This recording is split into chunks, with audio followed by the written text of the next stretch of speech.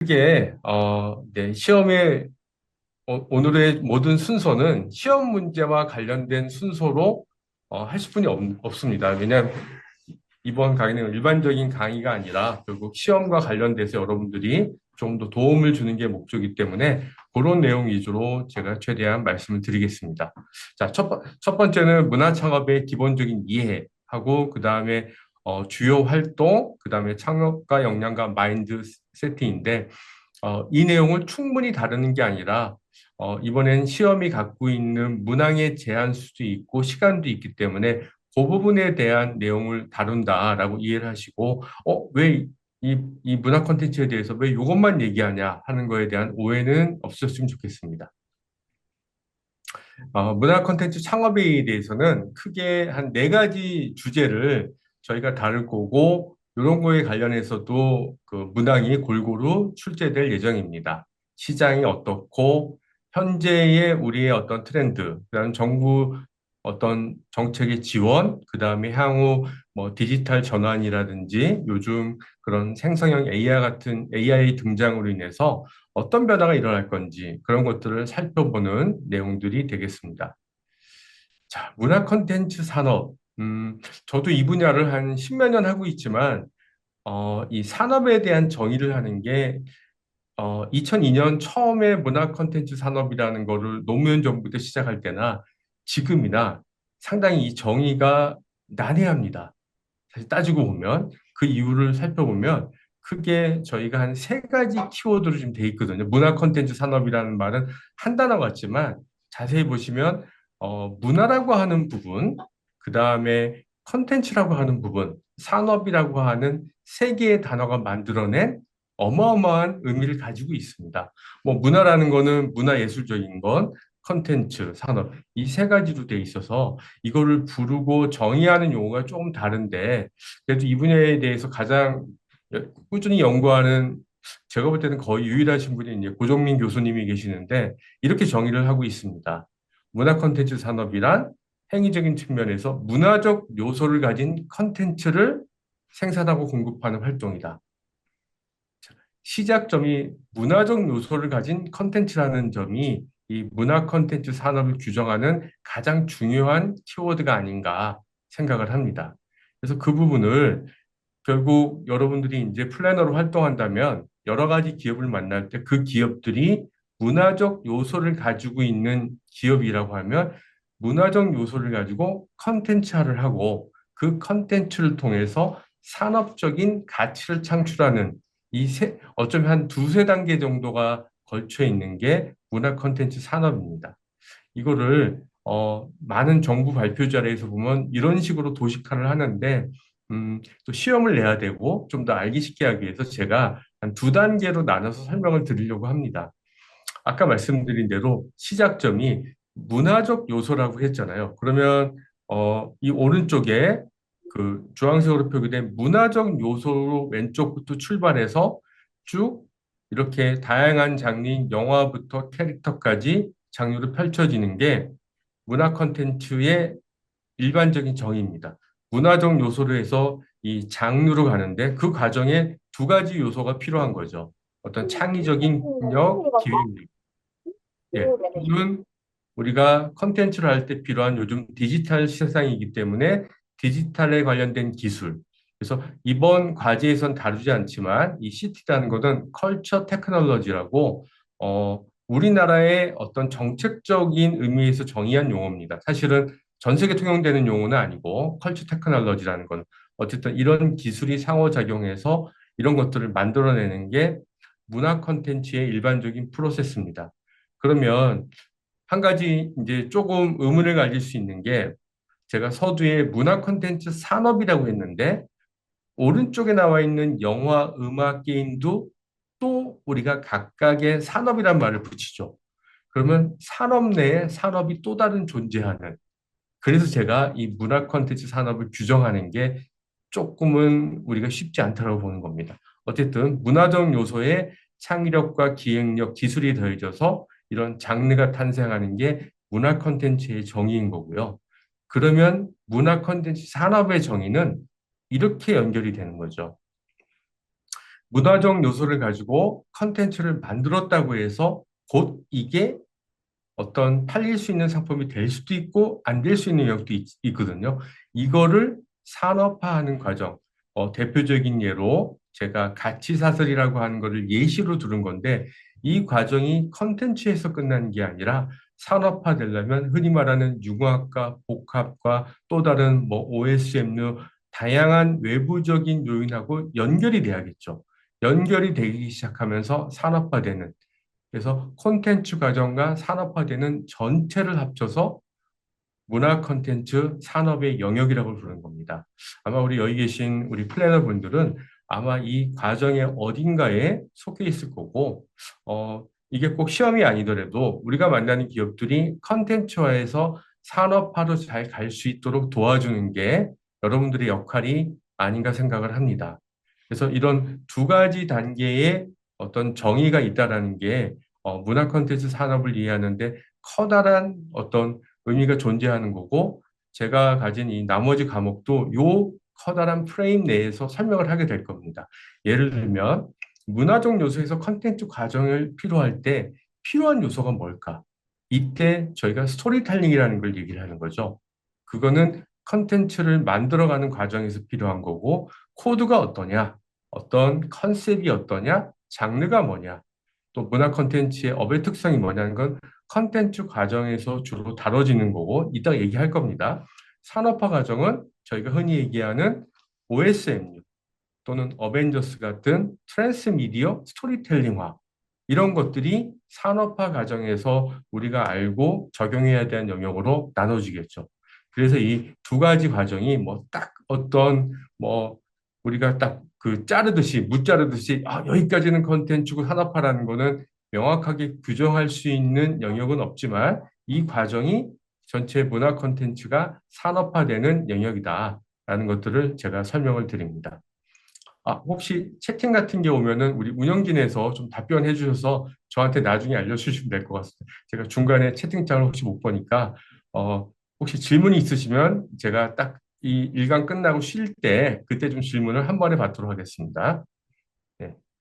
자, 그래서 제가 뭐 이런 사례를 하나 한번 만들어 봤는데 우리가 범 내려온다. 앰비거스 댄스 컴퍼니라는 기업이 이렇게 잘 성장하고 있는데 그 과정을 제가 대입을 해봤을 때 이 회사가 갖고 있는 문화적 요소는 판소리 국악이라고 하는 전통적인 거를 주제로 해서 그다음에 이거를 그대로 가져가게 되면 뭐죠? 이건 문화 컨텐츠가 아니라 문화 예술에 그칠 수 있는 건데 이거를 컨텐츠화하는 시도를 한 겁니다.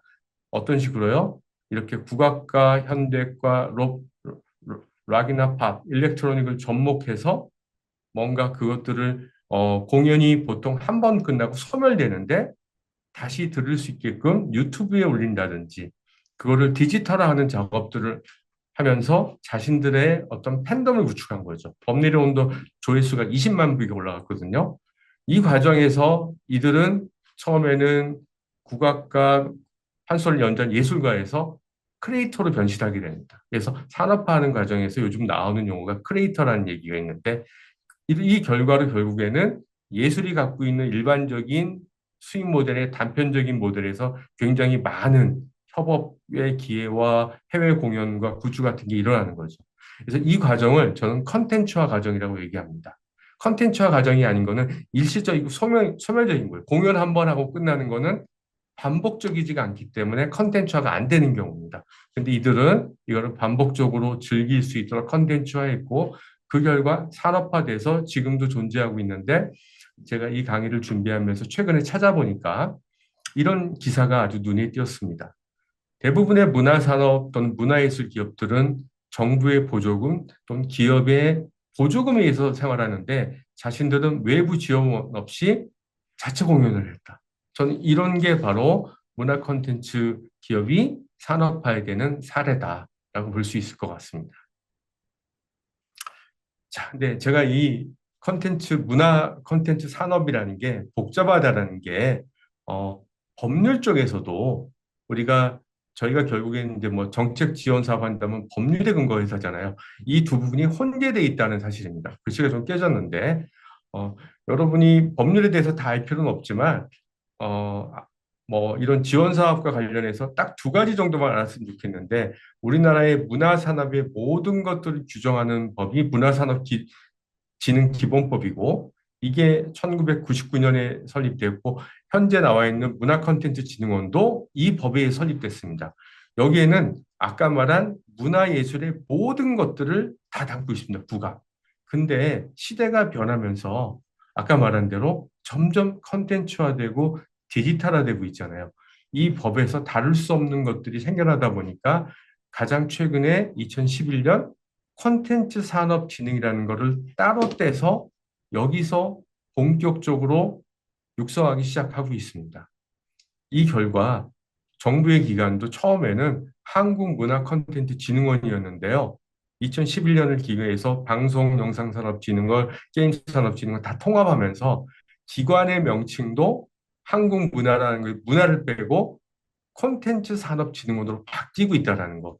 이게 커다란 변화라는 거예요. 뭐 쉬운 문제 안 내고 떠나서 점점 정책의 방향이 문화예술 쪽보다는 그거를 컨텐츠와 산업화하는 쪽으로 가고 있다는 게 기관의 명칭에서도 차이가 나오는 거죠. 이만큼 컨텐츠 영역을 바라보는 영역이 법률 관점에서는 또 포괄적으로 다른 부분이 있습니다. 같은 컨텐츠라도 컨텐츠를 산업과 육성의 진흥법으로 필요한 영역으로 인식하고 있다라는 게 법에서 보여지고 있는 거죠. 제가 딱 이 강의하면서 한 가지 퀴즈만 낼 겁니다. 아마 제가 몇 번 강의를 할 때 요 내용을 한번 질문을 드린 건데 기억나시라고 거의 똑같은 문제를 가져왔습니다. 여러분이 제가 말한 대로 문화 콘텐츠 산업이라는 게 복합적인 요소가 있다고 했지 않습니까? 뭐 이게 시험 문제 안 나오고 떠나서 지금 제가 6개의 기업을 보여드렸거든요. 그냥 우리 채팅창에 콘텐츠 산업에 해당되는 건 뭘까? 제가 상품을 드릴 수는 없지만 한번 생각해보고 남겨주시면 좋을 것 같습니다. 제가 내가 쉬는 시간에 볼 테니까요. 자, 하다면 아이콘이 뽀로로 만드는 회사죠. CJENM, 우리나라의 가장 대표적인 컨텐츠 기업이죠. 하이브, BTS를 만드는 회사죠. 자, 여기는 침대를 만드는 스타트업인데 이 회사에서 침대와 관련해서 잡지를 발행하고 있습니다. 잡지라는 측면을 보면은 출판 산업의 카테고리인 거고 컨텐츠 산업인 거죠. 자, 에어비앤비는 이렇게 볼 수 있는 에어비앤비라고 하는 거는 여행 산업이지만 에어비앤비에 올라오는 다양한 사진과 이미지는 저희가 말하는 컨텐츠 영역에서 규정하는 컨텐츠 영역입니다. 그럼 에어비를 컨텐츠 기업으로 볼 수 있지 않을까요? 또 펠로톤이라는 것도 실질적인 서비스 모델은 넷플릭스처럼 자신들의 운동 콘텐츠를 VOD 방식으로 구독하는 걸로 성장했습니다. 지금은 좀 비즈니스 모델이 약해졌지만.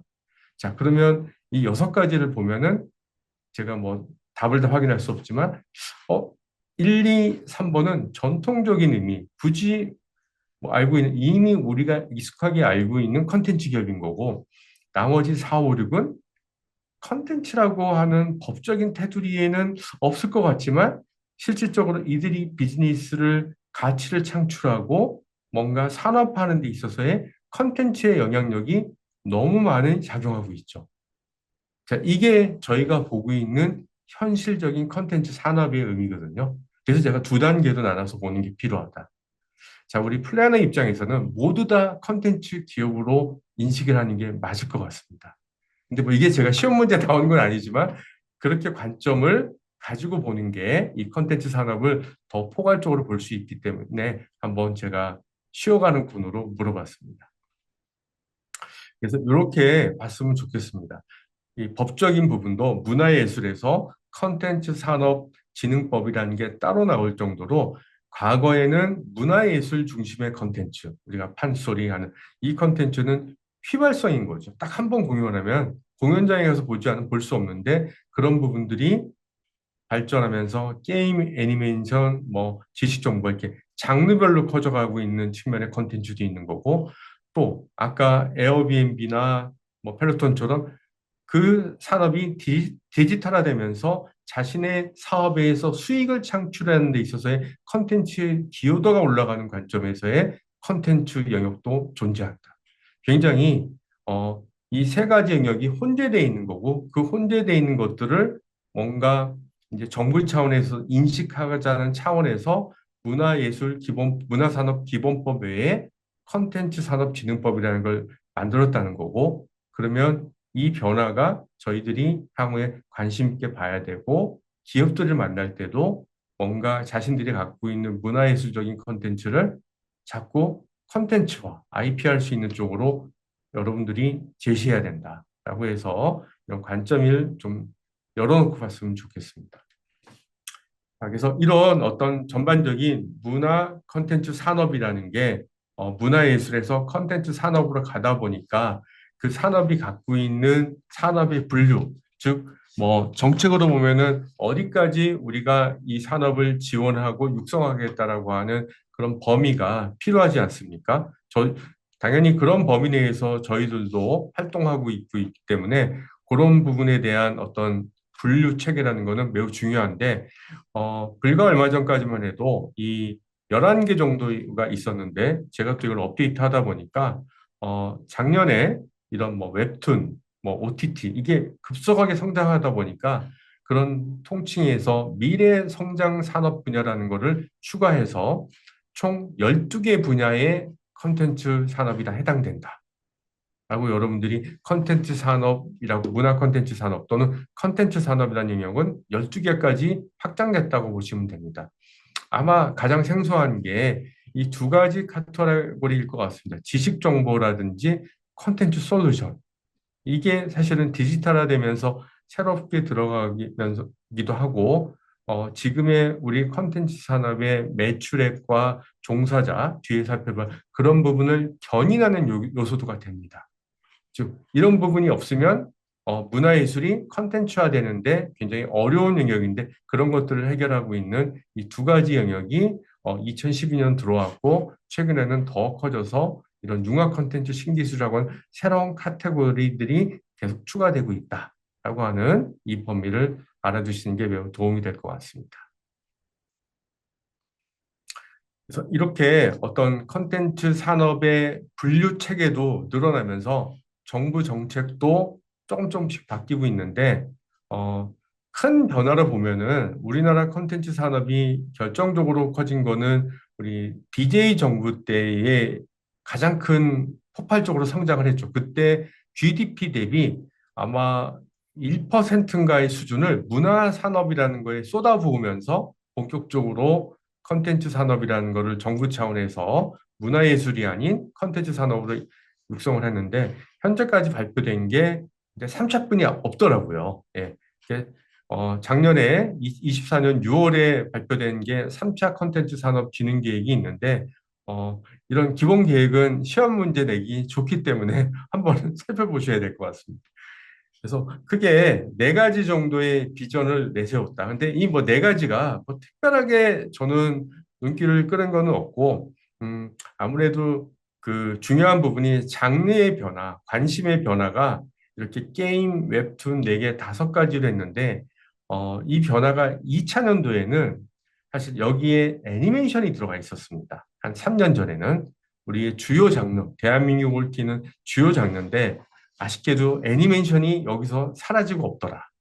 예, 애니메이션이 사라지고 없고 그 자리를 웹툰 같은 게 대체하면서 이제 정부 차원에서 우리나라 국가 차원에서 중요한 장르라는 걸 가지고 있다라는 게 이 전략의 큰 변화인 거고요. 또 눈여겨볼 거는 IP라는 거를 이제 컨텐츠 산업에서 이렇게 대놓고 얘기하기 시작합니다. IP. 뭐 최근에 우리 캐더원 나오면서 또 IP 얘기 나오잖아요. IP 기반의 콘텐츠 산업 생태계를 구축하겠다라고 해서 뭐 펀드도 지원하고 생태계를 하고 전문 인력 한다고 하는데 이거는 뭐 이제 여러분들이 향후에 할 때 아마 실질적으로 뭐 기술도 IP가 어렵지만 컨텐츠 IP는 기술 IP랑 좀 다른 접근이 필요한데 정말 제가 봐도 전문가가 없거든요.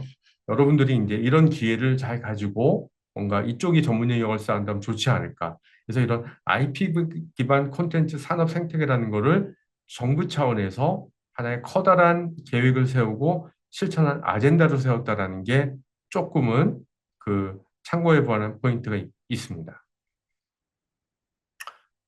그래서 아까 말한 대로 결국 장르의 변화인데 이 장르를 다섯 가지 얘기하면서 3 플러스 1이라는 용어를 누가 용어를 재밌게 썼는데 한번 관심 있게 볼 필요가 있습니다. 왜냐? 여기에 집중적으로 돈을 쓰겠다고 선언한 거거든요. 그럼 이 계획에 의해서 2005년도 이미 집행이 될 거고 보통 정부가 3년에서 5년 단위 계획을 하니까 2026년에도 이 분야에 대한 집중적인 부분이 있겠죠. 당연히 뭐 실가상융합, 뭐 우리가 뭐 XR 또는 MR, AI라고 하는 이 부분이 어 핵심 장르로 뭐 핵심 기반 기술로 가고 있고 나머지 이런 영상 게임, 융합 영상 게임 기술 이렇게 한 세 개 핵심 장르와 한 개 기반 기술에 추가하겠다라고 선언을 했거든요. 그래서 제가 이 내용을 다 알지 못하지만 이런 정책 방향이 있다라는 거 잘 기억해 주실 필요가 있을 것 같습니다. 사실 지금 뭐 XR이나 메타버스가 다들 이제 요즘은 우리가 이제 언론지상에서 많이 사라지다 보니까 없어진 거야라고 하지만 전혀 그렇지 않습니다. 메타버스라고 하는 과거에 뭐 제페토 같은 그런 서비스가 우리한테 없는 거지만 모든 산업 기반의 이 메타버스와 같은 영향력은 가상과 현실의 공진화라는 거는 더 지속되고 가속되면 가속되지 없어지지 않을 겁니다. 그런 차원에서 이 실가상융합이라는 용어가 작년 6월에 발표된 거는 결코 우연이 아닌 거죠. 예, 메타버스가 사라진 건 아닙니다. 그래서 이런 변화를 가지고 있다는 것들을 참조해 주시면 될 것 같습니다.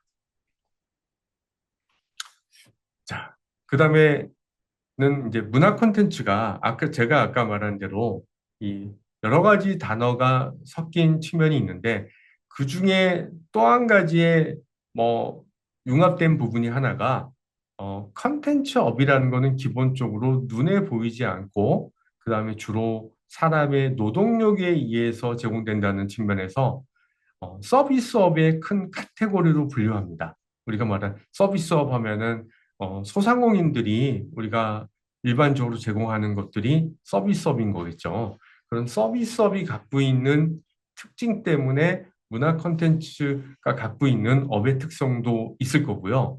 또 아까 말한 대로 문화예술이라는 측면에서의 갖고 있는 또 업의 특성도 있습니다. 그래서 이 업의 특성이 갖고 있는 이 변화를 여러 가지가 있지만 제가 좀 알기 쉽게 한 세 가지를 정리했는데 첫 번째는 이 창의성과 기획력이 중심이 된다. 제가 첫 번째 보여드렸던 문화예술의 컨텐츠화 과정에서 문화예술이라고 하는 부각을 컨텐츠로 만들 때 필요한 하나의 이 기술이 창의성과 기획력이 굉장히 많이 작용한다라는 부분이 이 업의 특성입니다. 그래서 저희가 살펴볼 주제인 스토리텔링이라는 부분, 그 다음에 장르라는 거는 우리가 기본적인 이 컨텐츠에 갖고 있는 컨셉을 설명할 수 있는 얘기인데 이것도 추가해서 설명할 겁니다. 또는 뭐 코드, 그다음에 요즘 우리가 마블에서 많이 추구하는 마블 유니버스 또는 뭐 BTS도 얘기할 때 세계관이라고 한 표현 하잖아요. 이런 부분들이 저희가 알고 있는 테크 스타터, 기술 제조에서 없는 창의력과 기획력을 가질 때 필요한 업의 특성인 거고 이런 부분들을 저희가 알고 있는 게 필요하겠죠. 두 번째는 아까 그 3차 콘텐츠 산업 진흥 계획에서 발표했듯이 IP라는 부분이 이제는 점차 강조되고 있습니다. 과거에는 콘텐츠 산업을 육성하자라고 하는 그 키워드가 좀 더 세분화되면서 IP 산업을 본격적으로 키워보자라고 했고 그 IP가 이전에는 이야기 산업이라는 용어로 잠시 불렸었습니다. 예, 근데 그 용어는 사라지고 이제는 IP 산업이라는 걸 하는데 이 IP가 일반적인 서비스업과 달리 컨텐츠에서는 굉장히 많은 파급력을 갖고 있습니다. 저희는 뭐 N차라고 하는데 점점 쓰면 쓸수록 여러 사람이 관심을 갖고 조회수가 올라갈 수 있도록 그 파급력은 너무너무 큰 거예요. 저희 나라의 BTS를 보면 아시지 않습니까? 그 파급력을 얘기할 때 윈도우 이펙트라고 하는 요소도 여기랑 연관이 돼 있고 또 원소스 멀티유저랑 많이 들어보신 거 그게 다 이 IP를 키워나가고 파급력과 관련된 용어인 겁니다. 또 다른 측면에서 이 컨텐츠는 무형적인 성격이기 때문에 여러 가지 형태와 제조업과도 융합이 되고 그다음에 타산업, 여러 가지 산업과 융합이 되면서 이걸 키워나간다라는 게 이 업이 갖고 있는 고유한 특성인 거고요. 세 번째는 우리가 뭐 하이 리스크, 하이 리턴이라는 얘기를 하는데 그렇게 단순하게 이야기하는 것보다 컨텐츠 산업이 왜 하이 리스크로 갈 수뿐이 없냐라는 거는 경험제적인 특성이 존재합니다. 경험제 특성이라는 거는 써보기 전에는 알 수 없습니다. 이거의 경험제입니다. 아무리 뭐 우리가 뭐 드라마 뭐 얼마 전에도 뭐 우주 관련돼서 뭔가 드라마도 찍고 뭐 너무나 유명한 스타성이 있는 배우들이 다 나왔는데도 다 성공할 것처럼 얘기했지만 잘 안 되지 않습니까? 대표적으로 지금 KBS에서 강력하게 밀고 있는 마동석의 유니버스라고 하는 12. 여러분 보시기 어떻습니까? 좀 확 끌리지 않잖아요. 그럼 뭐예요? 나오기 전에는 되게 재밌을 줄 알았지만 막상 뚜껑을 열어보니까 그렇지 않다. 이게 컨텐츠가 갖고 있는 경험대적인 특성이라는 거. 보기 전에 알 수 없다. 그게 뭐냐면 보기 전까지는 다 될 거라고 대박이라고 하고 돈을 쏟아붓지만 막상 열어보면 쪽박 찰 수 있다. 또 반대인 경우도 있죠. 이거 제가 뭐 최종병기활 그 김한민 감독이 뭐 한번 저희 학교 동문이어서 얘기도 들었는데 돈 정말 안 들였거든요. 예. 그런 경우는 또 히트를 하는 거고. 이게 굉장히 컨텐츠 산업이 갖고 있는 불확실성을 높이는 게 경험제적인 특성인 거고요. 또 히트 의존성은 이런 얘기가 있습니다. 속설이. 영화계에서는 한 번 영화 흥행에 실패한 배우는 안 쓴다. 그럼 성공한 배우는 계속 쓰는 거예요. 히트 의존성. 경험제이기 때문에 한 번 히트 친 사람은 다음에 히트 칠 수 있다. 히트 의존성을 끊임없이 이어나갑니다. 그거를 너무너무 잘 우려먹는 회사가 마블 회사지 않습니까? 예. 이 두 가지 때문에 고위험, 고수익이 나온다라고 보는 게, 이 컨텐츠 산업의 특성에 어떤 좀 더 부합한 내용입니다. 자, 모든 산업이 고위험, 고수익이 있지만 사실 자동차도 산업에 비해서 훨씬 컨텐츠 산업이 더 고위험, 고수익입니다. 자동차는 기본적으로 몇 대라도 팔리잖아요. 컨텐츠는 그런 일이 없습니다. 완전 쪽박 찰 수 있는 이런 세 가지 특성이 있는 거고요.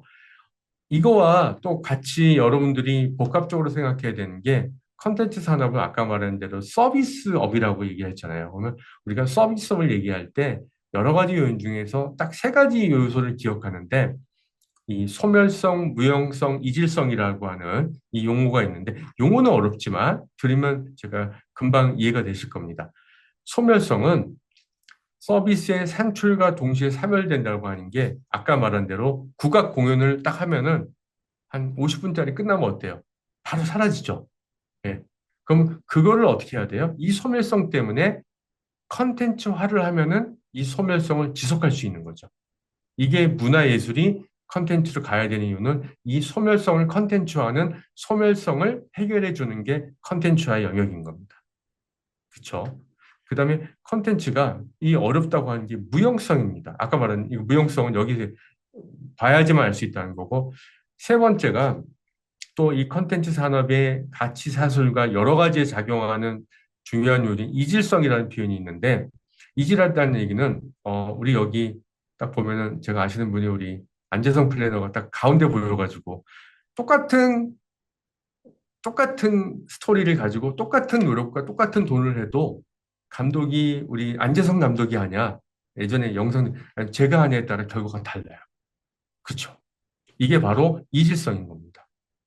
근데 우리가 일반적인 제조의 방식으로 보면은 그러면 안 되잖아요. 똑같은 원재료와 똑같은 프로세스를 썼으면 거의 같던지 약간의 유사해야 되는데 컨텐츠는 절대 그럴 일이 없다. 그럼 매번 달라지는 거예요. 달라진다라는 게 제가 아까 말한 불확실성이 높은 거고 고위험 고수익에도 작용한다는 거예요. 아무리 AI가 된다 그래도 쉽진 않을 겁니다. 그러니까 표준화가 어려운 거예요. 네. 이게 이러한 어떤 서비스적인 기본 속성과 문화예술이라는 특성이 결합돼서 이런 업의 특성이 작용하고 있다는 것을 알면은 문화 콘텐츠는 그냥 이렇더라가 아니라 이런 요소들이 복합적으로 있기 때문에 이런 업의 특성을 난다라는 것을 좀 심층적으로 이해할 수 있을 것 같아서 설명을 드렸습니다. 자, 그 중에 몇 가지만, 예, 몇 가지라는 거는 이제 시험 문제 나올 가능성이 다 저걸 설명하다 보면 너무 복잡하니까, 그 중에 저희가 이미 알고 있지만 다시 한번 짚어볼 수 있는 내용이 윈도우 이펙트라는 용어. 굉장히 오래된 용어입니다. 예, 미국에 있는 헐리우드에서 만들어진 용어로 알려져 있는데, 뭐 한국말로 번역하면 창구 효과죠, 창구. 여기서 말하는 윈도우라는 거는 창밖에 있는 윈도우가 아니라, 일종의 유통 채널을 의미한다고 보시면 됩니다. 그래서 이 용어를 주로 쓰이는 쪽을 보면은 영화 쪽입니다. 자, 영화의 상황을 보면 영화가 나오면 제일 먼저 어디에 윈도우가 걸리죠? 극장이지 않습니까? 그래서 극장을 가서 예전을 보면 지금 없어졌지만 DVD, 홈비디오, 그다음 VOD, 스트리밍, 마지막에 TV 방송.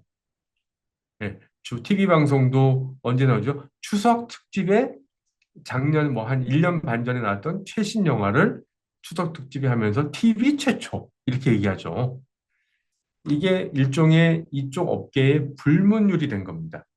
그러니까 이거를 이 순서라는 거 법으로 정한 게 아니지만 자 이게 하나의 정설이야라고 하는 거를 누군가 규칙을 정하니까 다 따라가는 거예요. 그래서 이거를 윈도우 창구 효과다라고 해서 이 각각을 이 차이를 시간을 차이를 두고 뭐 한 달 뒤에 뭐 3개월 뒤에 이렇게 하다 그래서 이런 시간 차이별로 한다 그래서 홀드백이라는 용어도 합니다. 예, 시간별로 한다. 그래서 유통에 시간을 두고 하는 일종의 유통 전략입니다. 근데 워낙 많이 쓰이는 용어니까. 그래서 뭐 옛날 방식으로 하면 뭐 3개월, 극장 3개월. 요즘은 이게 파괴되고 있잖아요.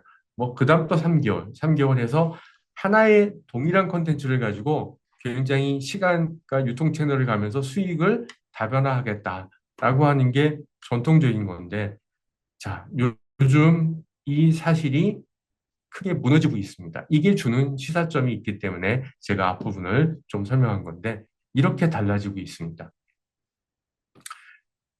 봉준호 감독이 한번 제가 연도는 정확히 했는데 옥자라고 하는 예, 이 영화를 최초로 공개할 때 어디에 공개를 한 줄 아십니까?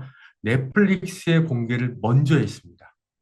돈도 넷플릭스에서 받았고 그러고 나서 거의 또 동시에 아니면 뭐 하루 이틀 간발의 차이로 뭐 CGV, 롯데 이런 데 메가박스 이런 데 걸려고 하니까 어떤 일이 있었죠? 안 받아준 사건이 있었습니다.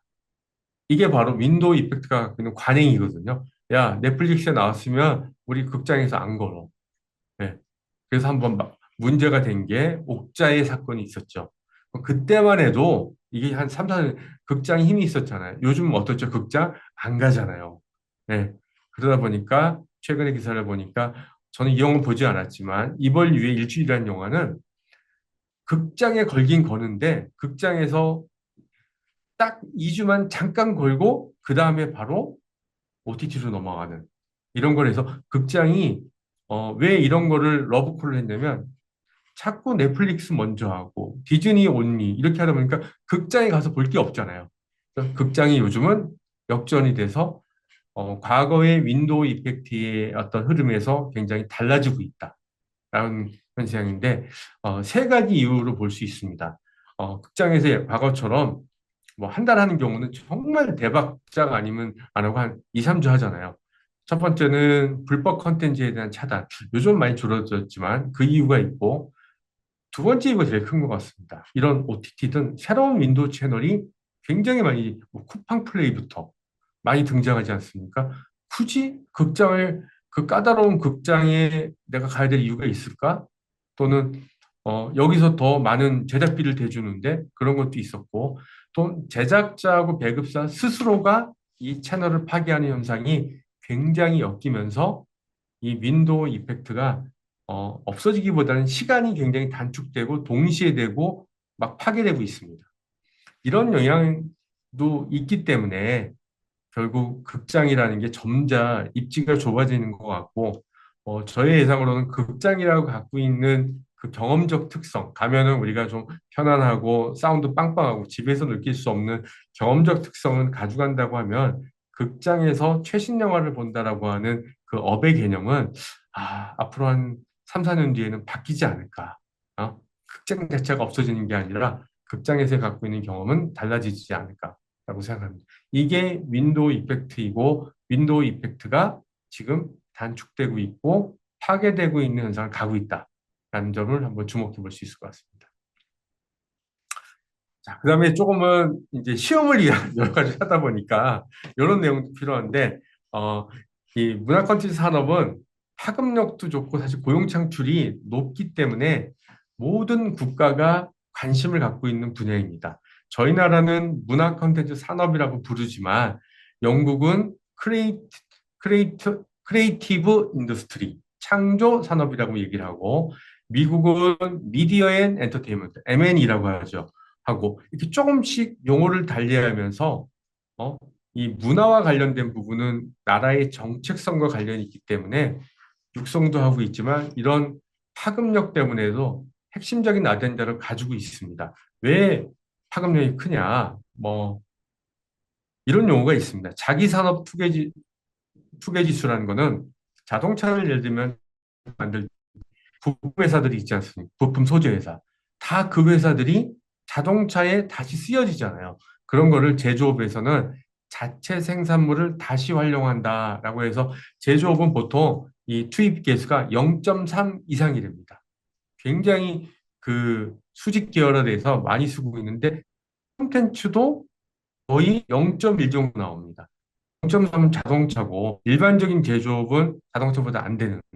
그러니까 콘텐츠가 각각의 가치 사슬별로 서로 연관되고 시너지가 되고 쓰여지기 때문에 이 산업 간의 연계하고 좋은 구조다. 또 공해도 안 일으키잖아요. 산업적으로 보면 되게 좋은 구조라는 겁니다. 즉 하나의 콘텐츠가 계속 번영되면서 산업 내에 투입되고 있는 거고요. 그러면 이 속성 이런 게 있고요. 또 콘텐츠 산업은 취업적인 면에서도 굉장히 좋은데 뭐 이거는 이제 정책에서 발표할 때 예시를 든 건데 반도체 대비 7배의 고용 창출이 있다고 합니다. 저희 나라가 지금 K 반도체 많이 밀고 있잖아요. 근데 고용 창출 면에서는 반도체보다 낫다라는 얘기는 거의 우리나라의 모든 산업의 최정점에 있다라고 하는 거죠. 그런 것들을 이렇게 고용 효과가 크다라는 걸 얘기했는데, 어, 저는 이거를 여러분들한테 한번 아까 말한 콘텐츠가 갖고 있는 업의 특성의 세 가지 중에 어떤 부분이 이게 연관되는지를 복습하는 차원에서 이렇게 한번 봅니다. 산업 간의 연계와 확장성이 큰다라는 것은 콘텐츠 산업이 이질성이 있다고 그랬잖아요. 표준화가 안 되고 누가 하냐에 사람에 따라 손을 탄다는 거잖아요. 이게 결국 이질성이라는 거는 자꾸 다른 데 가서 재조합되고 연결되고 확장될 수 있다는 거는 콘텐츠가 갖고 있는 또 이질성이라는 측면 때문에 확장성이 가능한 거고요. 산업의 유발 기수는 이질성과 소멸성이라는 두 가지 요인 때문에 그렇습니다. 이질성은 대체가 안 된다 그랬잖아요. 그러면 영화를 기획하는 사람과 있으면은 기획하는 사람이 마지막 유통과 제작까지 다 할 수 있냐? 못 하거든요. 그러니까 어쩔 수 없이 많은 사람이 그 밸류 체인상 들어가야 되는 구조가 있기 때문에 콘텐츠 산업은 취업 유발 기수인 경우 또 한 번 하고 나면 사라지니까 공연은 다시 하려면 똑같은 사람이 올 수 없잖아요. 다른 사람이 또 들어가야 되는 이런 서비스적인 속성에 의해서 콘텐츠 산업은 파급력, 고용 창출 효과가 크다라고 이해되는 거죠. 그래서 아까 말한 그 세 가지 요소를 다시 복습하는 차원에서 제가 한번 정리를 해봤습니다. 당연히 국가에서는 관심을 가질 수뿐이 없는 반도체보다 중요한 산업이다라는 내용입니다. 자, 이런 이유 때문에 이제 콘텐츠 산업이 이제 산업으로 가는 부분을 얘기할 텐데 그때는 가치사슬 구조라는 게 이제 산업적으로 우리가 분석할 때 가장 많이 보는 어떤 하나의 툴이지 않습니까? 근데 콘텐츠 산업이 과거에는 창작, 제작, 유통, 소비 뭐 이 단계도 뭐 포스트냐 프리냐 나눠지는데 매우 이렇게 순차적으로 진행된다 그래서 선형적으로 진행됐는데 이 부분도 굉장히 많이 지금 흔들리고 있는 거죠. 예, 뭐, CJ ENM 같은 경우는 거의 그 IP 확보 차원에서 이 4단계를 다 가지고 있는 수직과 수평적 계열을 가지고 있는 회사도 등장하고 있고 여러 가지 형태로 발전하고 있는데 그 모든 거를 이야기하기 전에 저는 이 AI 기술과 이런 어떤 디지털 기술이 가져오는 큰 변화 중에 하나가 크리에이터 영역을 좀 한번 관심 있게 보는 것도 필요할 것 같습니다. 자, 여기 있는 이 회사는 샌드박스라는 회사인데 불과 한 5년 전만 해도 대한민국이라든지 아시아에서 가장 영향력 있는 기업으로 투자도 많이 받는 게 샌드박스입니다. 자, 요즘 샌드박스 어렵죠. 기사 찾아보시면 알겠지만 샌드박스에 있는 크리에이터들이 다 나갔습니다. 나가서 그러면 사업을 안 하는 게 아니라 다 독립했어요. 또 그럼 그거를 뭐로 있냐면 샌드박스가 과거에 제공했던 유통과 제작과 소비의 이런 마케팅 부분을 크리에이터 혼자서도 다 할 수 있는 구조가 됐다라는 게 뭐예요? 그게 바로 AI 플러스 디지털 기술이 만들어낸 이 변화가 보여주는 상징적인 의미입니다. 사업 모델을 완전히 지금 바꾸려고 하고 있습니다. 또 자, 이 선형적인 흐름이 바뀌는 게 저희 역주행이라는 말을 하죠. 뭐 온라인 탑골 공원부터 해서 뭐 우리 부하걸, 부하걸이 뭐 별별 일 없다가 갑자기 군인들이 한테서 노래 불렀던 노래가 다시 뜨고 나서부터 갑자기 소환당해서 한 1년 반 정도 엄청 그동안에 그 수익적으로 별별 일 없었던 거를 1년 반 안에 다 그 해결했던 역주행 사건은 이런 선형적인 구조에서는 발생하지 않는 새로운 현상입니다. 여기는 보이지 않는 소비가 이건 어떤 건가요? 창작부터 기획이 되는 게 아니라 소비가 오히려 유통과 제작을 끌어올리는 사례도 지금 나오고 있는 게 이 가치사슬 구조에 갖고 있는 변화인 겁니다. 즉 기술의 변화 또는 소비자들이 갖고 있는 어떤 변화가 이 가치사슬에도 크게 어떤 선형적인 거에서 비선형적인 거로 가고 있다 볼 수 있습니다. 그런 걸 제일 보여주는 하나의 상징적인 게, 이 크리에이터 이코노미라는 용어가 있습니다. 즉, 아까 말한 샌드박스에서 다 독립해서 스스로 이제는 돈을 벌고 스스로 번다는 얘기는 과거에는 유튜브에 의존해서 플랫폼 사용료를 자기가 내야 되는 거고 샌드박스에 내야 되는 것들을 안 내고 스스로 다 할 수 있는 구조가 되는 거를 크리에이터 경제라고 부릅니다. 즉 크리에이터 스스로가 수익을 만들어낼 수 있는 이 구조가 되는 게 문화 콘텐츠 가치 사슬 구조의 변화 중에 가장 한번 인상 깊게 제가 살펴보는 영역입니다. 그래서 뭐 이거를 다 알기보다는 각각의 그 크리에이터들이 해야 되는 이 일들이 있잖아요. 여기 뭐 팟캐스트, 오디오 콘텐츠 크리에이터, 뉴스레터 이런 걸 각각이 하려면 누군가 도와주고 뭐 예를 들면 뉴스레터 할 때 뭐 폼도 만들고 또 돈도 받고 돈 안 냈으면 안 냈다고 연락하고 이거를 혼자서 한다는 게 불가능하잖아요. 그거를 다 해결해 줄 수 있는 솔루션들이 다 등장하고 있는 겁니다. 즉 컨텐츠만 있으면 과거에 기술이 없어서 내가 지식이 없어서 몰라할 시대가 없다라는 게 이 가치사슬 구조 변화가 갖고 있는 커다란 맥락인 거고 크리에이터 자체적으로 수익을 만들 수 있는 시대가 됐다라는 겁니다. 그래서 이런 용어가 오래전부터 이제 투자 사이드에서 나오는 용어입니다. 더 크리에이터 이코노미. 이거는 유튜버를 의미하는 것보다 더 확장적인 개념입니다. 이렇게 크리에이터를 알고 도와주는 여러 가지의 지식 정보 솔루션 관련된 툴들이 급격하게 성장하고 있는 건 어떤 이유 때문이라고요? 과거에 MCN 방식의 크리에이터가 아닌 다들 개인적으로 독립하다 보니까 그 독립한 사람들이 뭔가 자신의 일을 하는데 필요한 솔루션들이 급격하게 같이 성장하고 있다. 그래서 여기에 주목하고 있다라는 겁니다. 국내에도 이런 기업들이 꽤 있습니다. 그래서 주로 크리에이터 이코노미는 코로나 이전을 전후로 해서 급격하게 이 기업들이 성장하고 있습니다. 요 뒷부분은 배경이기 때문에 시험 문제 여기 뭐 나온다기보다 이 배경을 알아야 되기 때문에 제가 설명하는 내용입니다. 그래서 크리에이터 이코노미를 할 때 우리가 보통 뭐 1.0, 2.0, 3.0이라고 하는데 과거의 크리에이터는 블로거, 2.0일 때는 유튜버라고 하는 3.0은 아예 자기가 직접 채널을 열고 직접 고객으로부터의 후원금을 받든지, 그러니까 외부의 플랫폼을 의존하지 않고 직접 가격을 매기고 과금하는 구조인 겁니다. 그래서 이게 용어로는 좀 영어긴 하지만 그래도 이 의미가 뭐냐면 오프 플랫폼 머니타이제이션이라고 해서 기존의 수수료를 별로 하는 일 없이 뜯어갔던 유튜브 그런 아까 대표적인 샌드박스 프로그램 그런 데로부터 독립했다는 거예요. 플랫폼 의존도를 독립해서 내가 스스로 과금하는 시대가 되는 게 크리에이터 3.0인 거고요. 2.0에서 3.0 넘어가면서 어떤 사람들이 주로 많이 참여하냐?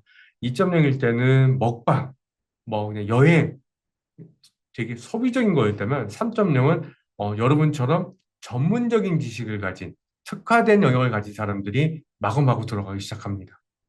어떤 TV나 신문에서 볼 수 없지만 상당히 깊이 있는 그런 사람들이 나오는 게 크리에이터 3.0의 시대고 그런 분들이 더 수익을 벌기 때문에 또 다른 의미의 크리에이터 경제가 부각하고 있다고 보고 있습니다.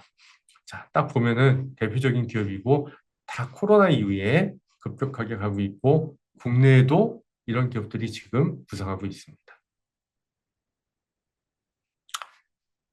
자, 그래서 크리에이터 이코노미를 볼 때는 어, 영향력과 전문성이 있는 뭐 이건 배경을 아까 얘기한 거고 이들이 등장하고 있다라는 게 과거 유튜버의 먹방하고 다른 부분이다라는 거고 어쩌면 여러분들도 이런 시대의 흐름을 할 수 있는 충분한 자격이 있는 거고 그런 시대적인 배경이 가치 사슬에서 다 뒷받침되고 있다.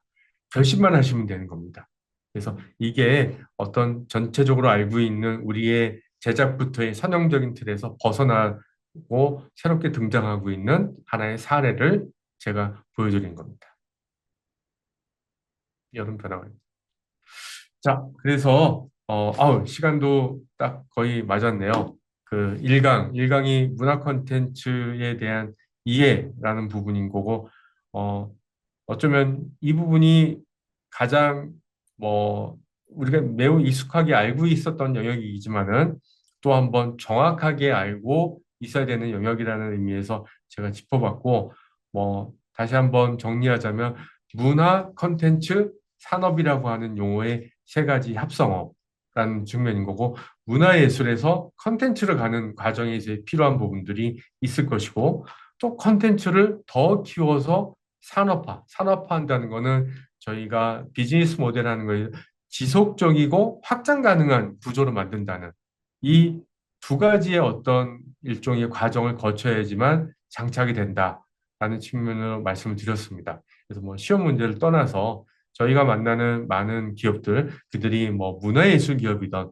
어쨌든 컨텐츠 기업이라고 하면 이 두 가지의 허들에 어디에 위치하고 있는지라는 걸 우리가 알고 진단해보고 다음 단계를 어떻게 끌어갈 때 어떤 것들이 필요한지를 살펴보면 될 것 같습니다.